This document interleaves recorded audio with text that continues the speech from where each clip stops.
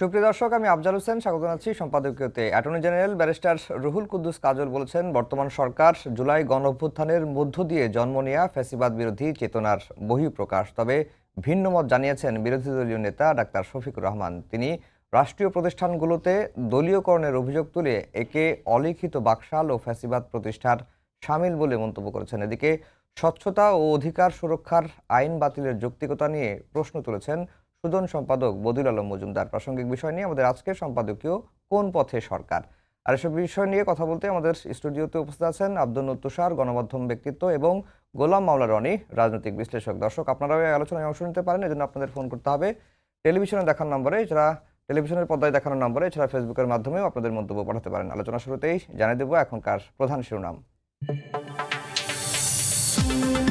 ছুটির দিনে সংসদের রেকর্ড 25টি বিল পাস, আইনে রূপ পেল সাইবার সুরক্ষা সংশোধন, সেন্ট্রাল বিশ্ববিদ্যালয় অর্থ বিল। অর্থনীতি ট্রিলিয়ন ডলারে উন্নীত করতে চায় সরকার। ভোজ্য তেলের কৃত্রিম সংকট তৈরি করে ভোক্তাকে জিম্মি, পুরনো কৌশলে দাম বাড়ানোর পায়তারা। চাহিদার তুলনায় সরবরাহ অর্ধেকেরও কম, আমদানিকারক ও ডিলারদের দোষারোপ। কমছে না হামের প্রকোপ, 24 ঘন্টায় 4 শিশুর মৃত্যু। সুস্থ হওয়ার তুলনায় আক্রান্তের হার প্রায় দ্বিগুণ, একদিনে হাসপাতালে ভর্তি 1300-এরও বেশি। ঢাকার বাইরে বাড়ছে রোগীর চাপ। সংরক্ষিত নারী আসনে বিএনপির মনোনয়ন ফর্ম বিক্রি শুরু, প্রথম দিনে সংগ্রহ করলেন 5 শতাধিক প্রত্যাশী। অগ্রাধিকার পাবেন জুলাই আন্দোলনে সক্রিয় থাকা নেতাকর্মীরা। এবং লেবাননে ইসরায়েলি বিমান হামলায় প্রবাসী বাংলাদেশি নারীর মৃত্যু। অব্যাহত আগ্রাসনে হুমকির মুখে ইরান যুক্তরাষ্ট্র, যুদ্ধবিরতি। কাল ইসলামাবাদে শান্তি আলোচনা।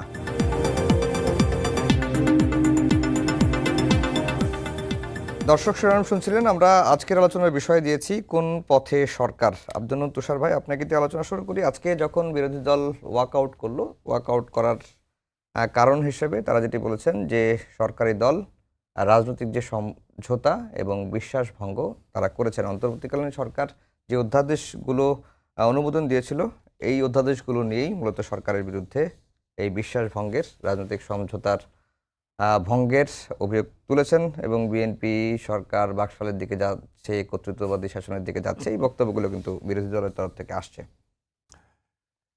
বাকশাল শব্দটা তো একটা গালি, এবং এই গালিটা জামাতে ইসলামী, এনসিপি এবং বিএনপি সকলেই ব্যবহার করেছে। এর কারণ হচ্ছে স্বৈরতন্ত্রের সাথে বাকশালকে মিলিয়ে ফেলা হয়েছে। কোনো অসুবিধা নাই, কিন্তু বিএনপি বাকশালের দিকে যাচ্ছে এটা বলাটা অযৌক্তিক হবে এই কারণে যে বিএনপি তো একটা রাজনৈতিক দল। অন্তর্বর্তী সরকার যা করেছে সবই যদি বাইবেলের মতো তাকে মানতে হয়, যে এটা কোনো পরিবর্তন করা যাবে না, তাহলে নির্বাচনের দরকার কি ছিল? অন্তর্বর্তী সরকারের বলে যাইতো, এই লোকগুলি পরামর্শ দিত আর সরকার চলতো। ধরেন এই যে এখন যে নির্বাচিত একটি সংসদ আছে, দরকার কি? মাঝে মাঝে ডক্টর ইউনূস এবং তার উপদেষ্টাদেরকে ফোন করা হতো, তারা যা বলে দিত সেভাবে দেশ চলতো। একটা রাজনৈতিক দল তার লোকদের ভোট নিয়ে সরকার গঠন করেছে, 2/3 সংখ্যাগরিষ্ঠতা পেয়েছে, সে তার মতো আচরণ করছে। আচরণ ভালো না লাগলে, জনগণ যদি দলের আচরণের সাথে একমত না হয়, তাহলে ভোট হবে। ভোটটা যদি ঠিক মতো হয়, তাহলে জনগণ এই দলকে পরাজিত করবে, জামাত ইসলামকে ভোট দিবে। এবার তার আল্লাহর ইচ্ছা হেরে গিয়েছেন, আগামীবার ইনশাআল্লাহ আল্লাহর ইচ্ছা জিতবেন। মুশকিলটা হচ্ছে যে তারা এখনই বকাবকি শুরু করেছেন। এর কারণ হচ্ছে এই অন্তর্বর্তী সরকারের মধ্যে তাদের লোকজন ছিল। আমি নিশ্চিত না বিএনপির মধ্যে দু একজন থাকতে পারে তাদের, কারণ তারা তো লুকিয়ে থাকেন, গুপ্ত থাকেন, এগুলিকে তারা বলেন কৌশল। যখন তারা কারোর মধ্যে লুকিয়ে থেকে তাদের মতো আচরণ করেন, ওইটা কিন্তু প্রতারণা হয় না। যেমন ঢাকা বিশ্ববিদ্যালয়ের ডাকসু ভিপি, তিনি সহ আরও একাধিক ছাত্রনেতা ছাত্রলীগ করতেন, কিন্তু তাতে তাদের কোনো দোষ হয় নাই। আর কোথায় কোন জায়গাতে কোন এক প্রত্যন্ত গ্রামাঞ্চলে এক ছাত্রলীগের নেতা 2টা পয়সার জন্য কাকে পাহারা দিয়েছে, তার বউ বাচ্চা আত্মহত্যা করতে হয়েছে অন্তর্বর্তী সরকারের সময়। ওই অন্তর্বর্তী সরকারের আচরণকে শেখ হাসিনার মতো মনে হয়নি তাদের। ওই অন্তর্বর্তী সরকার যখন একের পর এক লোকজনকে ভুয়া মামলা দিয়ে বন্দি করেছে, তখন তাদের আচরণকে শেখ হাসিনার আচরণ মনে হয় না, ওইটাকে বাকশাল মনে হয় নাই। মুশকিলটা হলো কি, যখন লাগে তখন টাকশাল, আর যখন লাগে না ভালো তখন বাকশাল। এখন ওনারা যেটা বলছেন, বলতে পারেন যৌক্তিকভাবে তাদের সংসদে এটা বলতে হবে। ওয়াকআউট করে বের হয়ে গেলে কি আসে যায়? ওনাদেরকে লোকে ভোট দিয়েছে সংসদে গিয়ে কথা বলার জন্য, ওনারা কথা বলবেন এটাই আমরা আশা করি। বিশেষ করে এনসিপির 6 জন ওয়াকআউট করা উচিতই না, তাদের তো কথা বলতেই হবে, তাদের কথাই তো মানুষ শুনতে চেয়েছে। তারা ওই গড্ডলিকা প্রবাহের মতো বড় গড্ডল দলটার সাথে পেছন পেছন তারাও গড্ডল হয়ে বেরিয়ে যাচ্ছেন। তো এটা হলে তো হবে না। এই গড্ডলিকা প্রবাহে তারা কেন গা শুধুমাত্র ভাসাচ্ছেন? তারা তো বলেছিলেন একটি নির্বাচনের অধ্যাদেশে আগে, এনসিপি মনে হয় জামাতের না তারা তো নির্বাচনের আগে বলেছিলেন এটা আদর্শিক ঐক্য না, এটা ভোটের ঐক্য। এখন তো দেখা যাচ্ছে সবাই মিলে দল বল বেঁধে যদি কালকে পিকনিকে যায়, ওনারা পিছন পিছন পিকনিকে চলে যাবেন। ওনারা প্রত্যেকবারই জামাত ইসলামের সাথে সাথে ওয়াকআউট করছেন। তো আমার কাছে মনে হয় যে এগুলো বাদ দিয়ে সংসদে কনস্ট্রাকটিভ আলোচনা করা উচিত। এমনকি তারা যদি চান একটা জনসভা করেন, জনসভা করে সেইখানে তারা জনগণকে বুঝিয়ে বলেন সরকার কোথায় কোথায় বাকশাল হয়ে যাচ্ছে। তবে বাকশাল হয়ে যাচ্ছে এটা যদি বলতে হয় কাউকে, বাকশাল তৈরি হয়েছিল কিন্তু বাকশালের শাসন করার কোনো সুযোগ বাকশাল পায় নাই। ফলে বাকশালী শাসন কি এটা তো লোকে দেখে নাই। ফলে কি করে আপনি বলবেন যে এই সরকার বাকশাল হয়ে যাচ্ছে?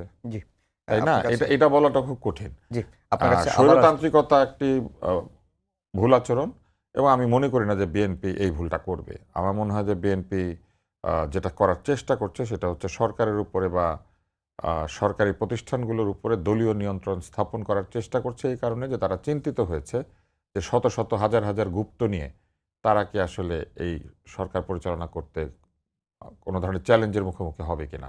এই কারণে তারা মূলত নিয়োগের চাইতে বরখাস্ত করার ক্ষমতাটা আমার ধারণা যে এনজয় করার চেষ্টা করছে, কেননা বহু লোককে তাদের বরখাস্ত করতে হবে। এই বরখাস্ত করাটা তাদের জন্য বেশি জরুরি নিয়োগের চাইতে আমার কাছে মনে হয়। কিন্তু কেননা অন্তর্বর্তী সরকার প্রচুর দলীয়করণ করেছে, এবং সেই দলীয়করণের তালিকায় এখন যারা বিরোধী দল তারা বেশি ছিলেন। জি তুষার ভাই আপনার কাছে আবার আসবো।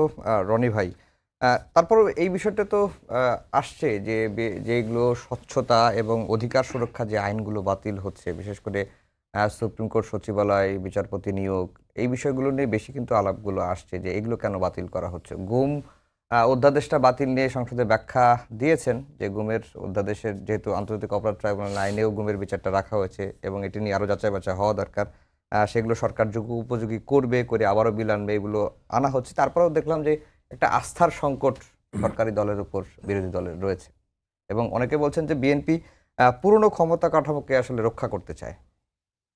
প্রথমত জামাত নিয়ে কথা বলতে আমার খুব ভয় লাগে, কারণ আসলে এই দলটা একটা ধর্মভিত্তিক রাজনৈতিক দল।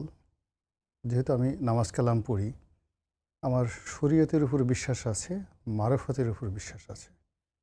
আমার কাছে মনে হয় যে মুখ ফসকে যদি কোনো একটা কথা জামাতের বিরুদ্ধে বলি, তাহলে হয়তো আমার শরীরে আগুন ধরে যাবে, আমি বিপদে পড়ব। আমি মাথার উপর দিয়ে রাস্তাতে চলছি, হঠাৎ করে একটা পাথর এসে কোত্থেকে আমার মাথাটা ভেঙে চুরমার হয়ে যেতে পারে।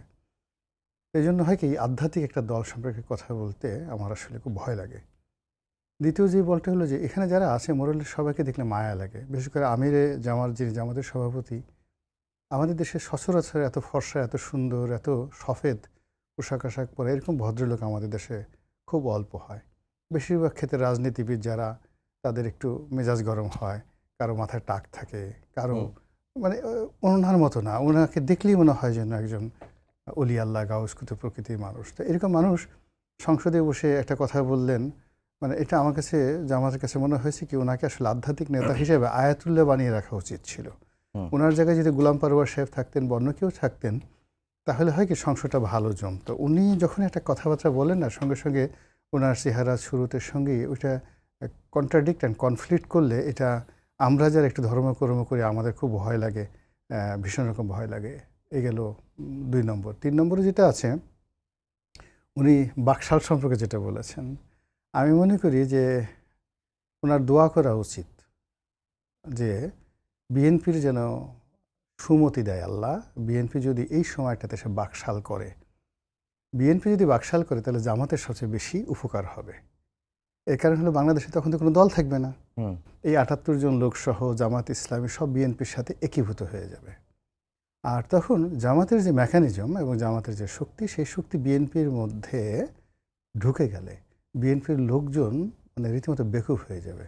কোথায় সালাউদ্দিন সাহেব, কোথায় অন্যান্য যারা আছে, নামগন্ধ থাকবে না কারোরই, সব জায়গায় শুধু জামাত জামাত জামাত।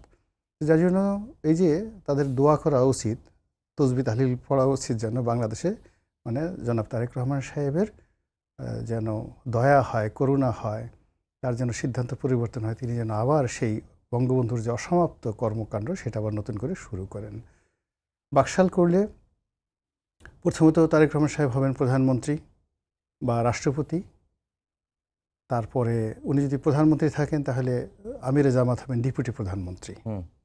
উনি যদি তারেক রহমান সাহেব হন রাষ্ট্রপতি, আমিরে জামাত হবেন প্রধানমন্ত্রী। এই যে ইমিডিয়েটলি, মানে উইদিন উপনির্বাচন ছাড়া বা অন্য কোনো রকম রাজনৈতিক পট পরিবর্তন ছাড়া ইমিডিয়েটলি যদি জামাতকে ক্ষমতার অংশীদার হতে হয়, বাকশাল ছাড়া জামাতের আর কোনো উপায় নেই। তো জামাত, আমি আগেই বলছি, একটা বুদ্ধিমান দল, আধ্যাত্মিক দল। তার অনেক কিছু জানে যেটা তীর ছুঁড়ে দেয়, তীর ছুঁড়ে দিয়ে মানুষের মনের মধ্যে একটা জিনিস তৈরি করে দেয়।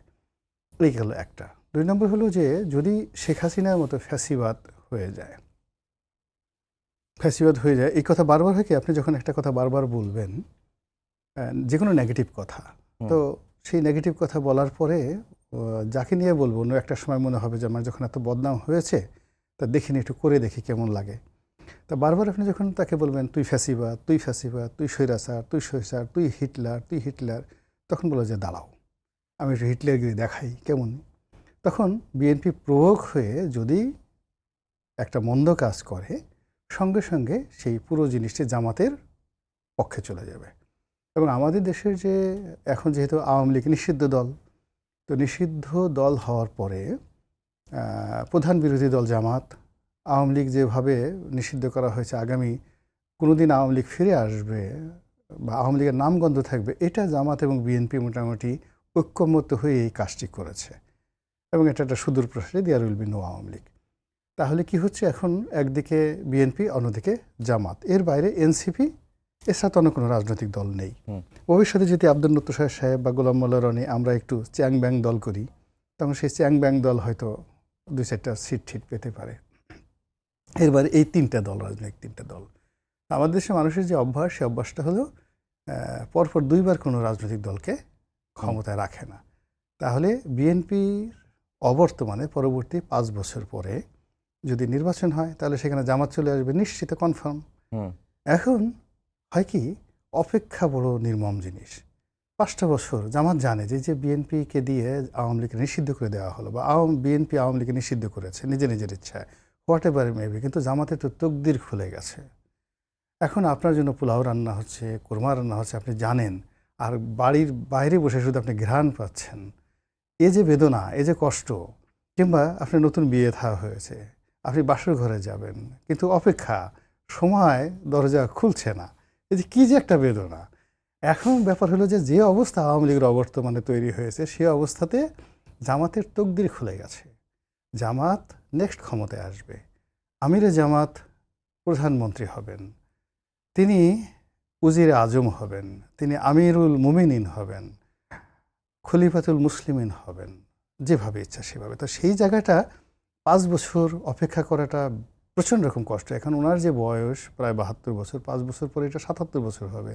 এর মধ্যে হার্টে ওনার অপারেশন হয়েছে, উনি 2-3 বার হয়ে গেছে, আবার যদি হার্টের আর একটা ব্যায়ামও হয়ে যায়, এটা তো বলা যায় না। এই জন্য হয় কি, যত তাড়াতাড়ি সম্ভব পথের কাঁটা দূর করা যায়, তারেক রহমান সাহেবকে উত্তেজিত করা যায়, তাদেরকে বাকশাল বলা যায়, হোয়াট এভার মেবি, যে কোনো প্রক্রিয়াই হোক না কেন, জামাত এখন খুব দ্রুত ক্ষমতা আসতে চাচ্ছে। এই জন্য এই কথাবার্তাগুলো হচ্ছে বলে আমার কাছে মনে হচ্ছে। ধন্যবাদ। নূর ভাই যেটি বললো যে আবার এটাও বলছেন যে ফ্যাসিবাদের পদধ্বনি শোনা যাচ্ছে, আর যেটি রনি ভাই যেটি বললো যে আওয়ামী লীগের কে যে নিষিদ্ধ করা হয়েছে বা আওয়ামী লীগের কার্যক্রম যে নিষিদ্ধ করা হয়েছে, এটা জামাতের আসলে ভাগ্য খুলে গেছে। আওয়ামী লীগ নিষিদ্ধের আসলে ঝুঁকিগুলো কি? আওয়ামী লীগ নিষিদ্ধকরণের ঝুঁকি, এটা অনেক গভীর আলোচনা করতে হবে। এত ছোট আলোচনা যেটা হবে রিল কেটে তারপরে সব ইউটিউবে ছেড়ে দিয়ে নানান রকম অর্থ তৈরি করে কিছু লোক ব্যবসা করবে, এই উত্তরটা দিলে, বুঝলেন? তো প্রথম ঝুঁকি হচ্ছে এটা, এই ধরনের টকশোতে প্রশ্ন করা হবে, তখন প্রচুর রিল বের হবে এবং এইসব রিল থেকে মানুষ বিভ্রান্ত হবে। প্রথম বিষয় হচ্ছে যে আওয়ামী লীগের সমর্থকরা ভোট দিয়েছে এইখানে, তো আওয়ামী লীগ নিষিদ্ধ হয়েছে, কিন্তু সমর্থকরা থাকবে, এবং আওয়ামী লীগকে ফেরত না আনলে এই সমর্থকরা ভবিষ্যতে নির্বাচনে আবার নতুন মার্কা খুঁজবে ভোট দেওয়ার জন্য। এটা কিন্তু একটা ঝুঁকি। এবং তারা যদি ঐক্যবদ্ধ থেকে যায়, তারা যদি মনে করে যে ঠিক আছে, যে আমাদেরকে ছেড়ে দিবে তাকে আমরা ভোট দিব, তাহলে ভবিষ্যতে নির্বাচনগুলিতে তারা হয়ে যাবে ডিসাইডিং ফ্যাক্টর। কেননা আমরা দেখেছি এইবারে নির্বাচনে বেশ কাছাকাছি ভোটাভুটি হয়েছে। হুম। তার মানে এই মুহূর্তে যারা সরকারি দল এবং যারা বিরোধী দল তাদের ভোটের মার্জিন বেশ কাছাকাছি। সেক্ষেত্রে আওয়ামী লীগের যে বিরাট ভোটাররা আছেন তারা যদি তাদের দলের প্রতি লয়াল থাকেন এবং তারা যদি ভোটাভুটি শুরু করেন এবং তাদের পছন্দ অনুযায়ী মানে তাদের দলকে যারা মুক্ত করবেন তাদেরকে ভোট দিতে যান, সেক্ষেত্রে যে কোনো একটি পক্ষ তাদের সঙ্গে নেগোশিয়েট করতে শুরু করতে পারে। এটা হচ্ছে একটা ঝুঁকি। তাতে করে পুরো দলটার ভোটাররা গুপ্ত হয়ে যাবেন এবং এই গুপ্তরা বিভিন্ন জায়গাতে তারা তাদের ভোটিং পাওয়ার এক্সারসাইজ করবেন। দ্বিতীয়ত, এই দলটা না থাকলে যেভাবে জামাত ক্ষতিগ্রস্ত করেছিল আওয়ামী লীগকে, ঠিক একইভাবে এরাও এখন জামাতে ইসলাম বলেন, এনসিপি বলেন বা বিএনপি বলেন, তাদের মধ্যে ঢুকে পড়ার চেষ্টা করবে।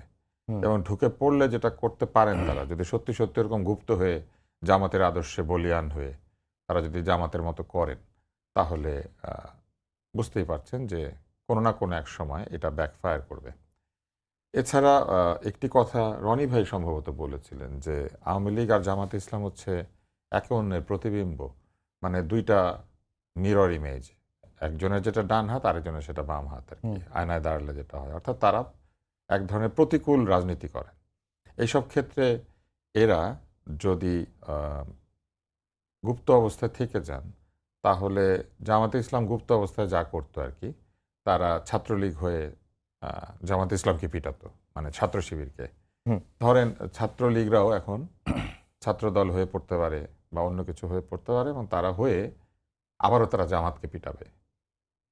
তো ঘটনাটা কি ঘটতে পারবে বুঝতেই পারছেন। অতএব এগুলি হচ্ছে সমস্যা। এটা হচ্ছে একেবারে মাঠ পর্যায়ের সমস্যা। আর উপরের পর্যায়ে যেটা ঘটবে সেটা হচ্ছে দলটা নিষিদ্ধ হয়েছে, কিন্তু দলের লোকজন তো বিদেশে, এবং এদের যারা মাথা মাথা লোকজন বিদেশে বসে আছে, এদের কানেক্টিভিটি আছে, এদের কানেকশন আছে, এদের হাতে অর্থ আছে। এরা তো যথেষ্ট পরিমাণ আমাদের ব্যাংকের টাকা পয়সাগুলি নিয়ে গিয়েছে। তো এরা যদি সেগুলি ব্যবহার করে কোনো ধরনের অস্থিতিশীলতা তৈরি করার চেষ্টা করে, তাহলে সেক্ষেত্রেও তারা সফল হওয়ার সম্ভাবনা না থাকলেও সমস্যা তৈরি করার সম্ভাবনা তো আছে। আমার কাছে মনে হয় এগুলি হচ্ছে নিষিদ্ধকরণের ঝুঁকি। এর বাইরে আরও ঝুঁকি থাকতে পারে, আপনি মাত্র প্রশ্ন করেছেন সেই জন্য আমি এই উত্তরগুলি দিলাম আর কি। আর বাকি যেটা রনি ভাই বলেছেন, ঝুঁকি সবচেয়ে বেশি জামাত ইসলামেরই, এই কারণে যে এখন তারা যদি সত্যি সত্যি এরকম কেউ গুপ্ত হয়ে তাদের উপর নির্যাতন শুরু করে, তাহলে তারা দ্বিপাক্ষিক সমস্যার মুখোমুখি। রনি ভাই বলছে যে জামাতের ভাগ্য খুলে গেছে। না, ভাগ্য খুলে গেছে যদি সত্যি সত্যি বাকশাল হয়, মানে আচ্ছা, স্বৈরতন্ত্র কায়েম হয়। আর মুশকিলটা যেটা হচ্ছে যে বাকশাল হয়েছিল, কিন্তু বাকশাল কিন্তু তার শাসন ব্যবস্থা কায়েম করতে পারে না। শাসন ব্যবস্থা কায়েম হলে এটা ভালো হতো না মন্দ হতো না কি হতো না না হতো এটা তো লোকে জানে না, কিন্তু প্রক্রিয়াটা স্বৈরতান্ত্রিক ছিল এবং তখনই লোকজন সেটার বিরোধিতা করেছিল। তো তখন এই বিরোধিতা থেকে শুরু করে রাজনৈতিক পট পরিবর্তনের যে পুরো করুণ ইতিহাস সেটা তো আমরা জানি। একটা জিনিস মনে রাখতে হবে যে বাংলাদেশ আজকে যে অবস্থায় আছে সে অবস্থায় কোনো ধরনের অস্থিতিশীলতা, কোনো ধরনের রাজনৈতিক বিরোধ থেকে সংঘাতমূলক পরিস্থিতি, এই জিনিসগুলি জনগণ স্বাভাবিকভাবে নেবে না। কারণ মানুষ অর্থনৈতিক ক্রাইসিসের মধ্যে আছে, মানুষ রাজনৈতিক ক্রাইসিসে ছিল, এবং মানুষ একই সঙ্গে বেকারত্ব, দূষণ, বিদেশে যেতে না পারা, বৈদেশিক কর্মসংস্থানের ক্ষেত্র সংকুচিত হয়ে আসা, জ্বালানি সংকট ইত্যাদি নানান বিষয়ে জর্জরিত অবস্থায় চলে যাচ্ছে। এই সময় এসে কেউ যদি মনে করেন বাকশাল কায়েমও করে, তারপরেও রাস্তাঘাটে আন্দোলন তৈরি করাটা খুব কঠিন হবে। কারণ এই জিনিসকে আসলে প্রতিহত করার সুযোগ নাই। তবে আমি এখনও বিশ্বাস করি না যে বিএনপি বাকশাল কায়েম করতে চায়। জামাত বাকশালের ভূত দেখতে পাচ্ছে এই কারণে যে তারা আসলে বিরোধিতা করবে, এই জন্য বিরোধিতা করার জন্য একটা অজুহাত দিতে হবে। এখন কার সাথে তুলনা করবে? বাংলাদেশে যদি আপনি কারোর সাথে তুলনা করতে হয় অ্যাজ এ ভিলেন, তাহলে সবচেয়ে বড় ভিলেন হচ্ছে পাকিস্তানি সেনাবাহিনী, যারা আমাদের উপর আক্রমণ করেছিল। জামাত তো তার সাথে মিত্রতা করেছিল, ফলে তারা তো গালি দিতে পারবে না পাকিস্তানি সেনাবাহিনী, কাউকে হানাদার বলতে পারবে না, কাউকে ইয়াহিয়া বলতে পারবে না, ইয়াহিয়ার প্রেতাত্মা বলতে পারবে না। তাহলে তাদের কার প্রেতাত্মা বলতে হবে? একমাত্র তারা আওয়ামী লীগের সাথেই তুলনা করতে পারবে। অতএব এখন তুলনা করতে গেলে আওয়ামী লীগের সাথে তুলনা করতে হবে। তবে জামাত যদি প্রকৃত অর্থে কোনো স্বৈরতান্ত্রিক, অবুঝ আহ, অবিমৃষ্যকারী কোনো সরকার বা ব্যক্তির সাথে কাউকে তুলনা করতে চায়, আমি বরং বলবো তারা যেন ডক্টর ইউনূসকে বেছে নেন। কেননা ডক্টর ইউনূসের কুকীর্তির কারণে আজকেও শিশুরা মৃত্যুবরণ করেছে। আপনি একটু আগে বলেছেন আপনার শিরোনামে যে রোগীর সংখ্যা বাড়ছে। এই যে অবস্থাটা তৈরি করেছেন এটা ডক্টর ইউনূস না, উনি তো গুলি না করে মানুষ মারছেন, মানে টিকা না দিয়ে মানুষ মারছেন। কাদেরকে মারছেন? সম্পূর্ণ নিষ্পাপ শিশুদেরকে। জামাতের উচিত যদি সত্যি কোনো ভিলেনের সঙ্গে কাউকে তুলনা করতে হয়, ডক্টর মোহাম্মদ ইউনূসের সাথে তুলনা করা, ডক্টর ইউনূসের সরকারের সাথে তুলনা করা। একেবারে ব্যর্থ। কারণ দেখেন, জামাতের হয়ে আমি বলি, এটা গ্রহণযোগ্য নির্বাচন উনি দিতে পারে নাই। জামাত এটাকে গ্রহণযোগ্য নির্বাচন মনে করে না, তারা কারচুপির অভিযোগ করেছে, তাই না? ইঞ্জিনিয়ারিং বলেছে। তারপরে জামাতকে উনি ক্ষমতায় নিবেন বলে মূলা ঝুলিয়ে জামাতকে নেন নাই। উনি লন্ডনে যখন গিয়েছিলেন তখন জামাত তেমন কিছু বলে নাই, কিন্তু এখন বলছে লন্ডনে উনি কেন গিয়েছিলেন, এটা একটা লন্ডন কনস্পিরেসির মতো তার একটা ধারণা দিচ্ছে যে ওখানে গিয়েই নাকি সব ঠিকঠাক হয়ে গিয়েছে। তারপরে উনি এই যে বিদেশ ভ্রমণ করেছেন তখন জামাতেরা কিছু বলে নাই, জামাতের সদস্যরা, কারণ উনি সাথে জামাত নিয়ে গিয়েছিলেন নিউ ইয়র্ক পরিদর্শনে, ডিম সফরে। সেখানে আপনি লক্ষ্য করবেন কিন্তু জামাত ইসলামের কেউ ডিম খায় নাই। ডিম খেয়েছে বিএনপির দিকে নিক্ষিপ্ত হয়েছিল, কিন্তু খেয়েছে এনসিপি। সেই ডিম বাহিনীকে আবার তারা সাথে নিয়েছে। তাহলে এই যে একটা তাদেরকে বিপ্লবের শক্তিকে ডিমের মুখোমুখি করে, এটা কে করেছে? ইউনূস সাহেব। তবে ইউনূস সাহেব কি করেছে? এমন হোটেলে গিয়ে উঠেছে, দরিদ্র দেশের সবচেয়ে, ইতিহাসের সবচেয়ে দামি হোটেলে দরিদ্র দেশের সরকার প্রধান উঠেছেন। তাহলে উনি অপচয়কারীও বটে, অপচয় করেছেন। 40 লাখ টাকা প্রতি রাতের না কত টাকা, সায়াজুলকার 9 এটা আমাদেরকে জানিয়েছিলেন ইন্টারনেটে। তারপরে কি করেছেন? উনি মিথ্যা প্রতিশ্রুতি দিয়েছেন রোহিঙ্গাদেরকে, দিয়ে তারপরে উনি রোহিঙ্গাদেরকে বলেছিলেন এই বছর তারা ঈদের জামাত পড়বে আরাকানে, কিন্তু হয় নাই। কিন্তু উনি এটা বেমালুম ভুলে গিয়েছেন। এবং 40 দিন যুদ্ধ হওয়ার পরে উনি একটা বিবৃতি দিয়েছেন। জীবন উনি গাজা, প্যালেস্টাইন এবং এই হত্যাকাণ্ড কোনো কিছু নিয়ে উনি বিবৃতি দেন নাই। 40 দিন যুদ্ধ হওয়ার পরে যখন ওনার মেডেল প্রদানকারী দেশ ফাপড়ে, তখন উনি একটা বিবৃতি দিয়েছেন বিশ্ব নেতারা যেন শান্তি স্থাপন করে। বিশ্ব নেতা, হ্যাঁ, উনি ওইখানে বিবদমান পক্ষের নাম উচ্চারণ করেন নাই। তবে ভিলেন যদি কেউ হয়ে থাকে, কাজকর্মগুলিতে আমি একটা একটা করে বিবরণী দিচ্ছি। ওনার উপদেষ্টারা দুর্নীতি করেছেন সে অভিযোগ হয়েছে। উনি ক্রিকেট বোর্ডের মধ্যেও আসিফ মাহমুদ, সজীব ভুঁইয়া শিশু উপদেষ্টাকে দিয়ে হস্তক্ষেপ করিয়েছেন। ওনার উপদেষ্টাদের বাড়ি থেকে একজনের বাড়ি থেকে আরেকজন গিয়ে ছাগল চুরি করে খেয়ে ফেলেছে। সাধারণ ছিচকে চুরির উনি বিচার করেন না। এটা ছাগল চুরির কোনো মামলা হয় না এবং বিচার হয় নাই। ওই সময় পিটিয়ে লোকজনকে রাস্তায় হত্যা করা হয়েছে, সেগুলোর কোনো বিচার হয় নাই। একজন সংখ্যালঘু ধর্মাবলম্বীকে বিনা কারণে পুড়িয়ে মেরে ফেলা হয়েছে, উনি সেটার কোনো বিচার আচার কিছু করেন নাই। শিক্ষকদের গলায়, মুক্তিযোদ্ধাদের গলায় জুতার মালা ঝুলানো হয়েছে, উনি একটা সামান্য নিন্দা পর্যন্ত করেন নাই। তো এই লোকটার সাথে যদি কাউকে তুলনা করেন, আমি মনে করি তাহলে আমরা বুঝতে পারবো যে সত্যি একটা খারাপ কিছুর সাথে তুলনা করা হচ্ছে। কিন্তু এবং উনি যে নোবেল পুরস্কার পেয়েছেন এটা আমাদের কোনো কাজে লাগে নাই। ওনার নোবেল উনি পেয়েছেন, উনি নোবেলের কারণে বক্তৃতা দেন, বক্তৃতা দিয়ে 2 টাকা আয় করেন, কিন্তু উনি সরকারকে কর দিবেন না, ফলে উনি কোনো করও দেয় না। কিন্তু আমাদের কাছ থেকে কর নেওয়ার জন্য উনি এনবিআরকে ভেঙে 2 টুকরা করেছিলেন। তো এই লোকটার সাথে আমি তুলনা দিতে চাই।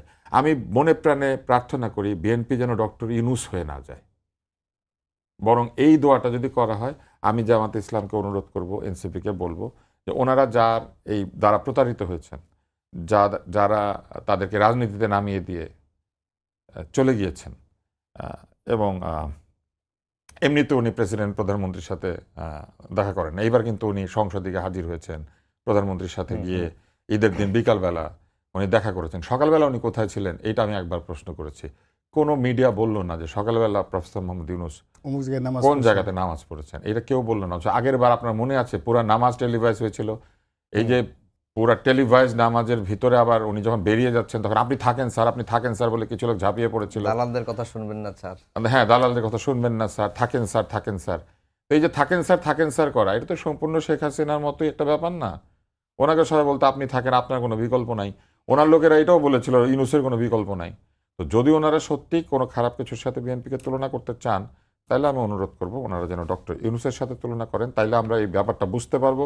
কারণ এখনকার যে জেনজি, তারা তো চোখে দেখে নাই অন্য কোনো শাসন, তারা দেখেছে শেখ হাসিনার শাসন, আর এরপরে কয়েক মাস দেখেছে ইউনূস সাহেবের শাসন, আর বিএনপি শাসন তো এখন তারা মাত্র দেখবে। জি রনি ভাই, যেটি তুষার ভাইকে জিজ্ঞাসা করেছিলাম যে আওয়ামী লীগ নিষিদ্ধের বা আওয়ামী লীগের কার্যক্রম নিষিদ্ধের ঝুঁকিগুলো কী কী, তিনি বেশ কয়েকটি পয়েন্ট বলেছেন। এর সঙ্গে আজকে এনসিপির একজন নেতা সারওয়ার তুষার, তার একটি বক্তব্য হচ্ছে যে বিএনপি হচ্ছে ব্যর্থ আওয়ামী লীগ এবং আওয়ামী লীগ হলো সফল বিএনপি। এই কথাটা তিনি বলেছেন। দুটি বিষয়ে মন্তব্য একটু জানতে চাই। আর আওয়ামী লীগের ভবিষ্যৎটা কি? আসলে তুষার যিনি আছেন এনসিপির নেতা সম্ভবত, হুম হুম তো এরা একেবারে সন্তান সম, আমার সন্তান সম। তাদের কোনো বক্তব্য নিয়ে কথা বলা মানে এটা আসলে আমার কাছে বিব্রতকর। বিষয়টা একেবারেই বিব্রতকর সব দিক থেকে। তো তিনি তার মতো করে বলেছেন, আমি আমার মতো করে বলি। হুম আমাদের দেশে আসলে আওয়ামী লীগ এবং বিএনপি দুটো রাজনৈতিক দল হলেও মুদ্রার এ পিঠ আর ও পিঠ। দুটো রাজনৈতিক দলই বুর্জোয়া রাজনীতি করে, পশ্চিমা ধাঁচের। তারা মুখে বলে গণতন্ত্রের কথা, আর অন্তরে তাদের মধ্যে একটা রুশ ফেডারেশনের বরিস ইয়েলসিন অথবা এখন যিনি চালাচ্ছেন সেটা হলো মিস্টার ভ্লাদিমির পুতিন। এরকম পাওয়ারফুল দুজন প্রেসিডেন্ট হওয়ার অদম্য আকাঙ্ক্ষা বিএনপির নেতাদের মধ্যে থাকে, ইচ অ্যান্ড এভরিবডি।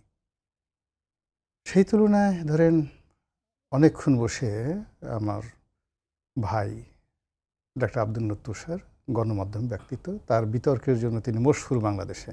হুম এমনভাবে তিনি বললেন যে মন্ত্রমুগ্ধের মতো আমার শোনা ছাড়া কোনো উপায় ছিল না। তিনি ডক্টর মোহাম্মদ ইউনূসের ১৪ গোষ্ঠী উদ্ধার করে না না, দিলেন। আমরা গোষ্ঠী নিয়ে কিচ্ছু বলি না। ওনার গোষ্ঠী খুব ভালো। ওনার ভাইয়েরা একজন শিক্ষক, আরেকজন সাংবাদিক।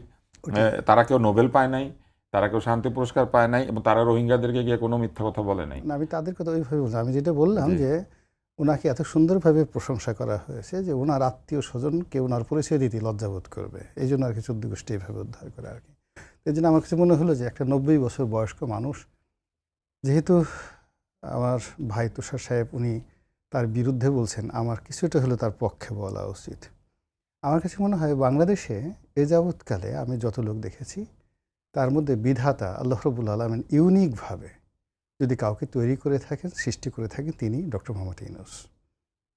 তার চেহারা, তার সুরত, তার হাসি, তার কথা, তার ইংরেজি উচ্চারণ, বাংলা উচ্চারণ, তার অঙ্গভঙ্গি সব কিছু ইউনিক। হুম। তিনি ওই পোশাকে যখন যৌবনে মানে যখন তিনি হিলারি ক্লিন্টনের বন্ধু ছিলেন, তখন তিনি যখন সেই কালো চশমা পরতেন, মনে হতো পৃথিবীতে এর চেয়ে সুন্দর কোনো মানব নেই। এবং তার ওইটা দেখে আমার কাছে সেই এখন হলিউডের যে নায়ক, তার সে তো তাকে সুন্দর মনে হয়। আবার এখন ৯০ বছর বয়সে তার কথার দেখেন একেবারে ধারাবাহিকতা আছে। এখনও তিনি আগের মতো হাসেন, তার সেই হাসিটা মেরিলিন মনরোর মতোই আকর্ষণীয় হয়। এরকম সুপুরুষ ৯০ বছর পর্যন্ত আমাদের দেশে কেউ বেঁচে থাকেনি। আমাদের দেশে এমনকি রবীন্দ্রনাথকে দেখেন বুড়াকালে কেমন অবস্থা হয়ে গেছে, দাড়ি চুল মিলে ঠিলে দেখা যায় না। তো সেই তুলনায় আলহামদুলিল্লাহ উনি আল্লাহ ভালো রাখছে। এখনও ওনার কাছে উনি যেভাবে গেছেন, আমার কাছে মনে হচ্ছে তাকে আমরা সবাই বিশ্ব খেলোয়াড় বলতাম। হুম তো তিনি আনফিনিশড অবস্থায় বিএনপিকে একটা গর্তের মধ্যে ফেলে গেছেন। এই গর্তের মধ্যে বিএনপি মোটামুটি ৬ মাস ঘুরপাক খাবে। যদি বিএনপি এই গর্ত থেকে বেরোতে পারে, সেটা ইকোনমিক হোল আছে, তারপরে আরও অসংখ্য দেশি বিদেশি, সে ভারতের সাথে একটা ঝামেলা বাধাই দিয়ে গেছে, সে পাকিস্তানের সাথে একটা যন্ত্রণা বাধাই দিয়ে গেছে, সে আমেরিকার সঙ্গে একটা চুক্তি করে গেছে। এই যে আজকের যে ফুয়েল ক্রাইসিস, যদি আমেরিকার সাথে চুক্তিটা না হতো, আমরা সঙ্গে সঙ্গে রাশিয়া থেকে কিন্তু তেল আনতে পারতাম। তো এরকম অসংখ্য গর্তের মধ্যে বিএনপিকে ফেলে দিয়ে গেছে। বিএনপি গর্তে যদি নির্ঘাত পড়ে যায়, তাহলে আমাদেরকে মানে জামাতের মতো একটা রেজিমেন্টেড ফোর্স তার আছে, তার বন্ধু হিসেবে আছে, তার হামিম। মানে এখানে হামিম শব্দের অর্থ হলো যে বিপদে ছেড়ে যায় না। জামাত কিন্তু ডক্টর মোহাম্মদ ইউনূসকে ছেড়ে যায়নি, আর ডক্টর মোহাম্মদ ইউনূস জামাতকে ছেড়ে যায়নি। তুষার ভাই যতই বলুক না কেন, জামাতকে যদি আপনি কুড়াল দিয়ে কুপান সারাদিন, তারপরে না, ডক্টর না, মোহাম্মদ ইউনূসের বিরুদ্ধে একটা টু শব্দ আপনি করাতে পারবেন না। তারা কৃতজ্ঞ, দে আর ভেরি গ্রেটফুল। আপনি কি কখনো তাদেরকে দেখেছেন ইয়াহিয়ার বিরুদ্ধে কোনো কথা বলতে, টিক্কা খানের বিরুদ্ধে কোনো কথা বলতে, কখনো পাকিস্তানের বিরুদ্ধে একটা শব্দ করেছে? দে আর সো মাচ গ্রেটফুল, ভীষণ রকম গ্রেটফুল একটা দল। তো গত 18 মাসে ডক্টর মোহাম্মদ ইউনূসের জমানাতে জামাত যেভাবে সুখে ছিল, স্বপ্নে ছিল, প্রেমে ছিল, ভালোবাসায় ছিল, ফলে তারা বারবার শুধু ডক্টর ইউনূসকেই পাইতে চাইবে, আবার পেতে চাইবে, স্যার আপনাকে চাই, 50 বছর আরও 100 বছর বেঁচে থাকেন। এবং জামাতের এই দোয়ার কারণে আজকে ডক্টর মোহাম্মদ ইউনূস ক্ষমতা ছাড়ার পরেও ফুলে ফেঁপে আগের সে আরও সুন্দর হয়ে গেছেন। আপনি দেখেন মানুষ যখন ক্ষমতা হারায়, ক্ষমতা হারানোর পরে মানুষ শুকায় যায়, মন খারাপ হয়ে যায়, চেহারা ভেঙে যায়, ডানে যেতে চাইতে বামে কাত হয়ে পড়ে যায়। কিন্তু আপনি গিয়ে দেখেন যে উপদেষ্টাদের মধ্যে প্রায় সবারই চেহারা ভালো হয়ে গেছে, কারো মুখ বন্ধ হয় নাই, কারো জবান বন্ধ হয় নাই, যার যার মতো করে বলে যাচ্ছে। It means still they are expecting something. তারা কিছু এখন অপেক্ষা করছে, এবং যেভাবে আওয়ামী লীগ নিষিদ্ধ হয়ে গেছে, এভাবে যদি আগামীতে যে হাত দিয়ে আওয়ামী লীগকে নিষিদ্ধ করা হলো, ওই একই হাত দিয়ে যদি অন্য কোনো রাজনৈতিক দলকে নিষিদ্ধ করা হয়, তখন থেকে একটু শব্দ করতে পারবে না। তো এই যে এরকম একটা ফাঁদ পাতা হয়েছে, সেই ফাঁদে যদি বিএনপি পড়ে যায়, তাহলে আলটিমেটলি ডক্টর মোহাম্মদ ইউনূস এবং জামাত এবং ডিপি স্টেট, আপনি যে বারবার দেখেন আবার ডিপি স্টেটের কথা আসছে, কেন আবার সেই রাইফেল 7.65 যে রাইফেল, সেই রাইফেলের কথা আবার আসছে, কেন সেই লন্ডন কনস্পিরেসির কথা আসছে, নানা রকম জিনিস আপনি দেখবেন আবার সেই 11কে টেনে আনা হচ্ছে। বিএনপিকে এমন সব কাজের মধ্যে ব্যস্ত রাখা হচ্ছে, প্রভোগ করা হচ্ছে, যে কাজগুলো এই মুহূর্তে যেমন হামকে নিয়ে খুব বেশি কাজ করা দরকার, তেলকে নিয়ে বেশি কাজ করা দরকার, কিন্তু এগুলোর পরিবর্তে এই এডুকেশন কার্ড দেওয়া হবে, ডিজেল কার্ড দেওয়া হবে, অমুক কার্ড দেওয়া হবে, এই জিনিসগুলো কাজকর্ম করে তারপর শেষে একটা ট্যাগ লাগিয়ে দেওয়া হচ্ছে এরা শেখ হাসিনার চেয়ে খারাপ। মানুষের একটা মানে লেভেল আছে। আপনি দেখেন একটা বাই ইলেকশন হলো, বগুড়াতে একটা হলো আর একটা শেরপুরে হলো, কি কথা জামাত বলল যে এই নির্বাচন এত খারাপ হয়েছে, আওয়ামী লীগের আমলে যে নির্বাচন হয়েছে তার চেয়েও খারাপ হয়েছে। আপনি চিন্তা করেন যে বিএনপিকে তারা কত নিচে নামানোর চেষ্টা করছে। এই যে নামানোর চেষ্টা করছে, এর ফাঁকে যে তাদের সাথে আওয়ামী লীগের ডক্টর মোহাম্মদ ইউনূসের আমেরিকার বা অন্য গ্রুপগুলোর সাথে তার যে যোগাযোগ হয় নাই, আপনি কী করে বুঝবেন বলেন? যে গুপ্ত দল, আমি ধরেন শেখ হাসিনার সঙ্গে আমার খুব ভালো সম্পর্ক ছিল, কিন্তু তার সঙ্গে পাশাপাশি দাঁড়িয়ে আমার একটা ছবি তোলার সাহস কখনো হয়নি। আমি এরকম একটা অবস্থা। তো সেখানে ধরেন সাদিক কাইয়ুম সাহেব এখন ডাকসুর ভিপি, তিনি সোজা গণভবনে ঢুকে গেছেন, শেখ হাসিনার সাথে তার ছবিও আছে। তো আপনি বোঝার চেষ্টা করেন, একজন সংসদ সদস্য হওয়া সত্ত্বেও আমি তার সাথে ছবি আছে, হ্যাঁ, শেখ হাসিনার সাথে পাশাপাশি দাঁড়িয়ে ছবি আছে। আপনি কোথায় আছেন? টেলিভিশন উপস্থাপনা করেন, এত বড় সাংবাদিক, আপনি সাদিক কাইয়ুমের সাথে সাবেক প্রধানমন্ত্রী শেখ হাসিনার ছবি আছে, এটা দেখেন নাই? আপনি তো মানে কি বলবো, আপনি তো জামাতের আমার মনে হচ্ছে না আর কি। উনি তো জয় বাংলা বলে স্লোগান দিয়ে জয় বাংলা বলে নেচে স্লোগান নেচে দিয়েছেন। বিজয় উদযাপন করেছেন। আপনি নুরুল হক নূরকে দেখেছিলাম যে না, শেখ হাসিনার তার উনি সাথে তো নির্বাচনে বিজয়ী শেখ হওয়ার হাসিনার পরে সঙ্গে নেচে নেচে বিজয় উদযাপন শেখ করেছেন। হাসিনার সঙ্গে সাদিক কাইয়ুমের একটা ছবি আছে। আপনি সেটা একটু পরে ইন্টারনেটে গিয়ে খুঁজে আবার করবেন কি, আপনি যে কোনো একটা রিপোর্টে সেটা দেখাই দিয়েন। হ্যাঁ, এটা আপনার জন্য দায়িত্ব। আমি দেখে দেখা দেবেন, এটা আপনি দেখাই দেবেন, দেখে নেব। তাহলে বুঝতে পারবেন যে তাদের সাহস, তাদের শক্তি, তাদের কমিউনিকেশন স্কিল কোন পর্যায়ে, গুপ্ত যে কথাটা, এই গুপ্ত যে কোন পর্যায়ে তারা যেতে পারে, এটা আপনি আমি এখানে বসে ধারণাও করতে পারবো না। তাদের লাইন আপটা এমন পর্যায়ে, তারা এখান থেকে সোজা মিশরে চলে যেতে পারে, তারা এখান থেকে তুরস্কে চলে যেতে পারে। এরদোয়ানের সাথে তাদের সরাসরি সম্পর্ক, মিশরের সিসির সাথে তাদের সরাসরি সম্পর্ক, পাকিস্তানের আসিফ মুনির, শাহবাজ শরীফ, ইমরান খান, সবাই তাদের বন্ধু। পাকিস্তানের পরে আপনি মালয়েশিয়াতে যদি যান, মালয়েশিয়াতে তাদের যে ইন্টার কানেক্টিভিটি, ইভেন চীনে যদি চলে যান, এখন চীনের প্রেসিডেন্টের সঙ্গে সরাসরি তাদের সম্পর্ক। আবার এই যে দেখেন এখন ইরানের যে যুদ্ধ হলো, তাদের সাথে ইরানেরও ভালো সম্পর্ক। এই যে দেখেন এত কিছুর পরে বাংলাদেশের প্রথমে বলল যে বাংলাদেশের যত জাহাজ আসবে ইরান ছেড়ে দিবে, বললো না? বলার পর এখন আবার করলো কি, একটা মাত্র জাহাজ, পাকিস্তানের জাহাজ ছেড়ে দিয়েছে, 16টা জাহাজ পাকিস্তানের, 16টা জাহাজ ছেড়ে দিয়েছে, আর বাংলাদেশের জাহাজটা আটকে দিয়েছে। কেন বলেন তো? অর্থ যে সরকারের পক্ষ থেকে জামাতের কাছে বলা হোক, আপনারা একটু তদবির করেন, জাহাজটা ছাড়াই নিয়ে আসেন, এবং জামাত সেই কাজটা করতে দিতে পারবে। তাদের সাথে ইরানের খুবই ভালো সম্পর্ক। সো এইরকম একটা আন্তর্জাতিক দল, একদিকে দল হিসেবে তাদের যে সম্পর্ক, তার সঙ্গে সঙ্গে আবার ডক্টর ইউনূসের যে সম্পর্ক, আপনি চিন্তা করেন ক্ষমতা ছেড়ে সে জাপান চলে গেছে। জাপান চলে গিয়ে কত মানুষের সাথে তার ছবি, ইউনূস সেন্টার থেকে, ডক্টর মোহাম্মদ ইউনূসের ব্যক্তিগত প্রোফাইল থেকে এভরি ডে যে ছবি দিচ্ছে, আমি তো রীতিমতো টাসকে খেয়ে যাচ্ছি যে উনি যদি আবার ফিরে আসেন, তো সেই রূপ কত বড় হবে, সেই রূপ কত বড় অপূর্ব হবে। এইবার আপনি দেখেন যে আর্টেমিস 2 যে চন্দ্রাভিযানে গেল, এবং সেখানে গিয়ে পৃথিবীর যে ছবিগুলো পাঠিয়েছে, চাঁদের যে ছবিগুলো পাঠিয়েছে, সারা দুনিয়া মুগ্ধ হয়ে গেছে। আমরা সেই যে ডক্টর মোহাম্মদ ইউনূসের ছবি যেটা দেখেছি, সেটা হলো ওই যে প্রথম নীল আর্মস্ট্রং চাঁদে গেছিল, ওই সময় যে ছবিগুলো, ওইগুলো দেখেছি। আগামীতে উনি যখন আসবে, তখন ওনার ছবি হবে। এইবার আর্টেমিস 2 যেভাবে গিয়ে চাঁদে গিয়ে পৃথিবীর ছবি তুলেছে, ওই রকম আপনারা অবাক হয়ে মুগ্ধ হয়ে তাকিয়ে থাকবেন। এই কি সেই ইউনূস যাকে আমরা চিনতে পারলাম না? জি, রনি ভাই, আপনার কাছে যদি সময় থাকে আরেকবার যাব। বিএনপিকে কি আসলেই গর্তে ফেলার চেষ্টা হচ্ছে, বা গর্তে ফেলে না, গেছেন অন্তর্বর্তীকালীন বিরোধী সরকার? দলের চেষ্টা তো থাকেই সরকারি দলকে গড়তে ফেলবে, হুম। এবং এটা তো না ফেললে পরে তারা সরকারে আসবে কিভাবে, বা সরকারের ব্যর্থতা প্রমাণ করতে না পারলে তারা কি নিয়ে রাজনীতি করবে? তো সেই চেষ্টা থাকতে পারে, তবে গড়তে ফেলার জন্য আপনি নানান ধরনের চেষ্টা করতে পারেন। একটা হচ্ছে যে আপনি আহ, সঠিক রাজনীতি করে রাজনৈতিকভাবেই তাদেরকে আপনি প্রতিহত করতে পারেন, কিন্তু তারা যেটা করছেন তারা তো আসলে ওই যে গর্ত খুঁড়ে কাউকে গর্তে ফেলার চেষ্টা করছে। হুম। তো এটা একটা অসুবিধাজনক প্রবণতা। আমার মনে হয় যে জামাত ইসলামের যেটা করা দরকার সেটা হচ্ছে তাদের এই নির্বাচনে পরাজয়ের কারণ কি সেটা বিশ্লেষণ করা বেশি জরুরি। কারণ নির্বাচনের আগের রাত্রেও তারা সবাইকে যে ধারণা দিচ্ছিলেন যে তারা এবার জিতবেনি, এমনকি কে প্রধানমন্ত্রী, কে উপপ্রধানমন্ত্রী, কে কি হবেন, দু একজন নিজেকে মন্ত্রী হিসেবে ডিক্লেয়ার করে দিয়েছিলেন। আমার মনে হয় তাদের নিজেদের আহ, কাজকর্ম বা তাদের যে রাজনৈতিক প্রক্রিয়া এটা নিয়ে তাদের চিন্তা করা উচিত। কেননা মানুষ তাদেরকে বিশ্বাস করবে এরকম একটা জায়গাতে তাদেরকে গিয়ে পৌঁছাতে হবে। আমি কি করে জানবো যে তারা কোথাও গুপ্ত হয়ে লুকিয়ে নাই, বা কি করে জানবো যে এখন যারা আছেন এই দলটাকে নেতৃত্ব দিচ্ছেন বা বিরোধিতা করছেন তারা কি আদৌ বিরোধিতাই করছেন, নাকি এটাও আবার কোনো ধরনের গুপ্ততা? মানে আচ্ছা। তাদের তো আসলে আমরা বিশ্বাস করব কিভাবে? এই বিশ্বাসের জায়গাটা তাদেরকে তৈরি করতে হবে। তা না হলে আমরা তো ভোট দিতে চাই না। আমরা তো ভোট দিতে চাই। এই সরকার যদি কোনো কারণে না পারেন তাহলে তো আমাদের একটা বিকল্প শক্তিকে ভোট দিতে হবে। সেই বিকল্প কে হবেন? জামাত। সেই বিকল্প কি এনসিপি হবেন আগামী নির্বাচনে? এটাই কি মানে প্রশ্নটা না? কারণ আওয়ামী লীগ তো নিষিদ্ধ। আওয়ামী লীগ তো আর হুম। বিকল্প হচ্ছে না। তাহলে এই বিকল্প হওয়ার জায়গাতে যে তারা যাবেন, আমরা কি করে জানবো যে তারা যেটা বলছেন তারা যে সেটা করবেনই?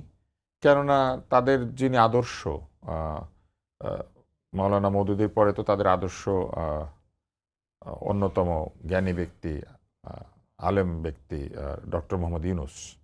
হ্যাঁ, উনি নোবেল পেয়েছেন। তো যদি তার মতো তাদের আচরণ হয় তাহলে তো আমরা চিন্তিত হব। কারণ তারা মুখে বলবে একটা, রোহিঙ্গাদের সাথে নামাজের কথা বলবে, কিন্তু রোহিঙ্গারা এখন কোথায় আছে উনি তো দেখতেও যান না একবার।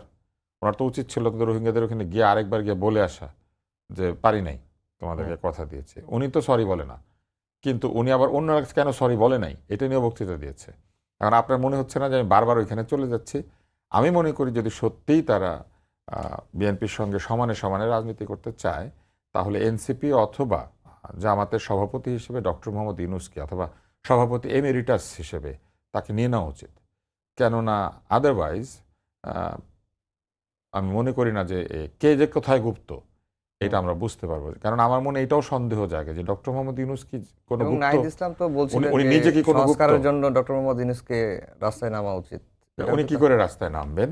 উনি এসএসএফ নিয়েছেন আহ, এই পতনের কয়েকদিন আগে। তিনি একটি আদেশ জারি করে নিজেকে ভিভিআইপি ঘোষণা করেছেন। তারপরে আবার এসএসএফ নিয়েছেন 1 বছরের জন্য। এখন উনি যদি যান কালকে আন্দোলনে, মনে করেন সেই এলাকায় নাহিদ ইসলামকেই এসবির পাস নিয়ে যাইতে হবে। কারণ এসএসএফ যার প্রতিরক্ষা দেয় তার কাছে যেতে গেলে তো এসবির পাস লাগে, তার ভেরিফিকেশন লাগে, তার পুরা জি। স্টেজে কে থাকবে সেইটা পর্যন্ত ঠিক করতে হয়। তাহলে আমি আশা করবো যে ওনাকে আন্দোলনে আনতে চাইলে প্রথমত এসএসএফ প্রহরা বিষয়টি চিন্তা করতে হবে, আর তারপরে হচ্ছে প্রত্যেকের এসবি পাস নিতে হবে। এবং ধরেন উনি আন্দোলনে আসলেও সরকার চাইলে পরে নাহিদ ইসলামরা আন্দোলনে নাও আসতে পারতে পারেন। কারণ সরকার বলবেন যে ডক্টর মোহাম্মদ ইউনূসের জীবন নিরাপত্তার জন্য জি। এসবি পাস ইস্যু করা আসলে হইল না, আমাদের সময় একেবারেই এবং শেষ। দেখা যাবে যে ইউনূস সাহেব একা একা আন্দোলন করছেন। ইউনূস সাহেব অনেক প্যাচ লাগিয়ে দিয়ে গেছেন। জি। ওনাদের বরং সেগুলো নিয়ে গবেষণা করে ইউনূস সাহেবের বিষয়ে বলা উচিত। কেননা গত কয়েকদিন আগে আমি একটা লাইন শুধু বলি, সারওয়ার তুষার সাহেবের সাথে আমি একটা টক শোতে ছিলাম, উনি সেখানে বলেই ফেললেন যে বহু কাজ হয়েছে যেটা মার্কিন অভিপ্রায়, মার্কিনীদের ইচ্ছায়, এবং এটা তিনি বলেছেন টক শোতে। আমি ওনাকে রেফারেন্স হিসেবে বলছি। আমি অবশ্য মনে করি না এই ঘটনাটা ঠিক, আমি বিশ্বাস করতে চাই না। জি। কিন্তু যদি তাই হয়ে থাকে তাহলে সবচেয়ে বড় অন্যায়টা উনি কি করেছেন জানেন? সারাদিন জব করতেন জপমালা, আমি জনগণের অভিপ্রায় এসেছি, যা করছি জনগণের অভিপ্রায়। সারওয়ার তুষার নিজের মুখে বলে দিল যে না, জনগণের অভিপ্রায় না, এখানে বিদেশি শক্তির অভিপ্রায় আছে। জি। আজাদি না গোলামি, দিল্লি না ঢাকা। দিল্লি না ঢাকা। কিন্তু আমরা দেখেছি যে ঢাকা না ওয়াশিংটন, আমরা সেটা দেখেছি। জি, দুজনকেই অসংখ্য ধন্যবাদ অনেক জানিয়ে শেষ করছি। আজকে আরেকটু সময় আপনাকে দিতে চেয়েছিলাম, কিন্তু একই কথা। আচ্ছা, দুজনকেই অসংখ্য ধন্যবাদ জানিয়ে শেষ করছি আমাদের আজকের সম্পাদকীয়। আগামীকাল আবারও দেখা হবে একই সময়ে। শুভরাত্রি।